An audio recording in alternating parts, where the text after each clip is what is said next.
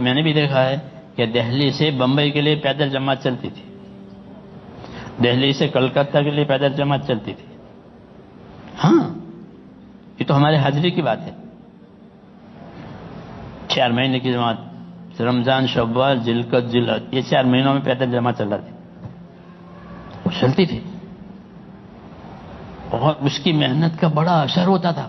کیوں کہ وہ محنت بھی کر رہے ہیں، چل بھی رہے ہیں، سیکھ بھی رہے ہیں، سکھا بھی رہے ہیں، برداشت کر رہے ہیں. پیدل جماعتوں کی تاثیر الگ ہے. ہمارے گاؤں میں پیدل جماعت آئی بہت سالوں کے بعد، جب مشہور 60 سال پہلے کی بات ہے. جب میں مدرسے سے فارغ ہو کر آپ کی طرح سے اگر گاؤں میں پڑھانے لگا نا، تو میں جماعت میں نہیں جاتا تھا، لوگوں پر اعتراض کرتا تھا. جی ہاں، کیونکہ پڑھنے میں ذرا آگے رہتے تھے تو کتابیں یاد ہوتی تھی. تو اس لیے ہمارے ضلع کے جو بعض ساتھی تھے وہ بیچارے ہمارے گاؤں میں آنے سے ڈرتے تھے کہ وہ اعتراض کرے گا اور یہ کام نہیں. تو وہ جماعت پیدل آئی بمبئی سے.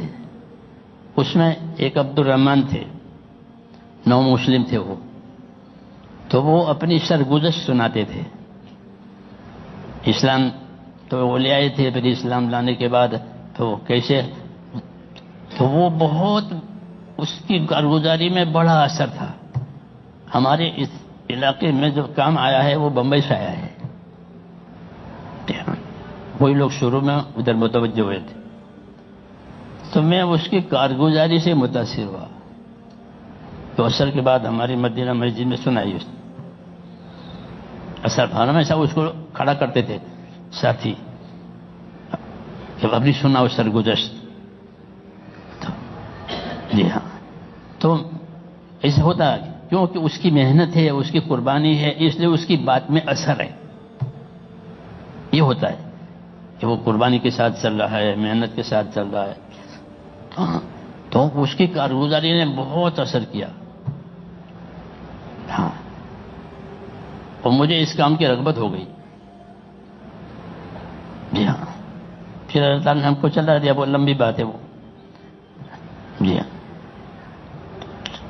تو جب قربانی کے ساتھ کام ہوگا میرے دوستو تو خود کرنے والوں کو بھی کام سمجھ میں آئے گا اور ان کی باتوں سے دوسروں کو بھی سمجھ میں آئے گا اور متاثر ہوں گے دل محنت و قربانی کی وجہ سے.